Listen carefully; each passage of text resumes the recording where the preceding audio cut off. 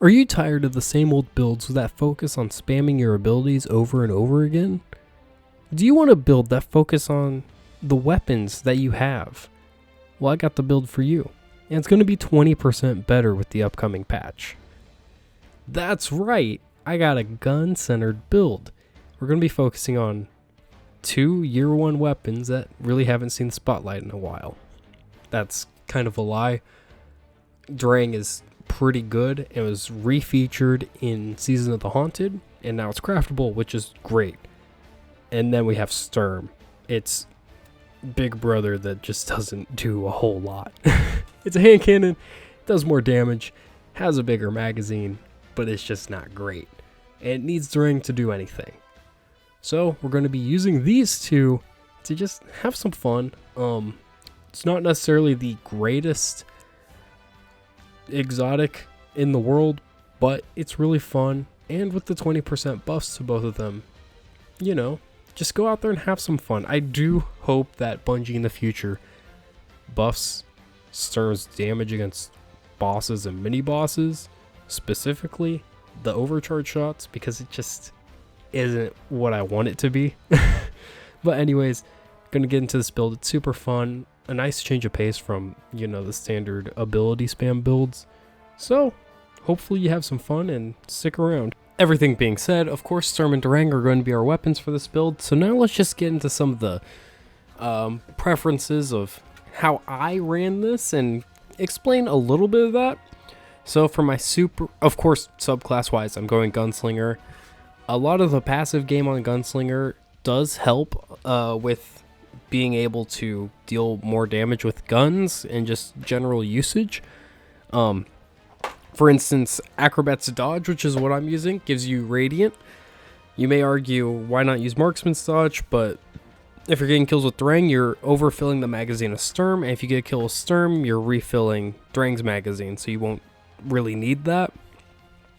So, Acrobat's Dodge is better than Marksman's Dodge, for instance, in this build. It makes you Radiant, which is going to increase your damage for Drang and Sturm. So, that's the main reason I use it.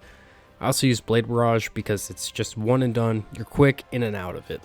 Knife Trick. Some of the fragments I chose benefit more from Scorch and Ignitions, and Knife Trick's just pretty good at spreading Scorch stacks onto targets. And then Firebolt Grenades, because Scorch stacks and, of course, the artifact mods benefit Firebolt Grenades more than anything else, at least for solar mods. Then aspect-wise, I picked Knock 'em Down and On Your Mark.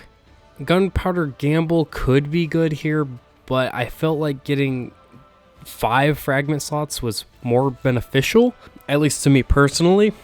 And you could change things up a little bit, especially depending on your Drang roll. In this video, I'm just using the one you get from Banshee. I do have Drang broke, but not everyone does, and it's not the easiest thing to obtain, as you have to wait for Zur or Banshee to sell it, and then you have only a chance at getting that red bordered, and you need 5 of those to craft it. So here's what I went with for my fragments. I went with Ember of Torches, Searing, Resolve, Beams, and Solace. Not all of those are super focused on Ignitions and Scorch, but there's some there, and your abilities are going to help you with that, not so much your Drang, which if you do have Incandescent on it, should be nice. Anyways, artifact mod wise, of course, anti-barrier sidearm, so you can pop barriers. Solar mod authorization, grenade mod authorization, fire sprites, like you pick up the charge of a fire sprite to get armor charge. You know that whole thing. That's a really good mod, and I'm glad that next season it's basically being turned into a normal mod, which is excellent, Bungie. Love to see it. Shatter orbs. If you kill or if you break a shield that matches the damage type, of course you're going to drop an orb, which can get you armor charges. Flare up, Rain of Firebolts, Prismatic. Basically for supering for Prismatic's going to buff your allies, and then the other 2 are just for Firebolt Grenades. Now armor mods, not a lot of them really matter, but you're going to want Solar Siphon for Drang to create orbs, don't worry about Kinetic Siphon. You're going to be using Sturm more for mini bosses and bosses whenever you're not using your heavy for that.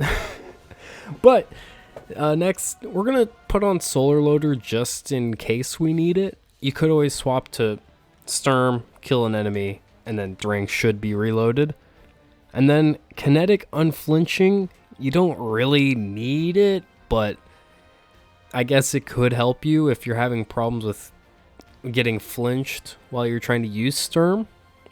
And then, probably most importantly, Kinetic Surge, and then probably throw in a couple, time dilation mods and Reaper, things like that. Your basic, super basic armor charge mods like Preservation, Reaper, the things that are pretty much necessary for every armor charge build.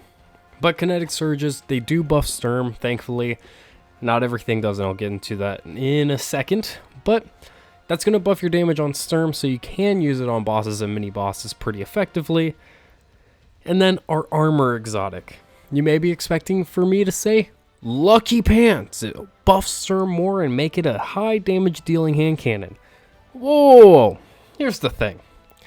It only works on the natural 12 shots. Any Sturm overcharge shot that you have will not be buffed by Lucky Pants.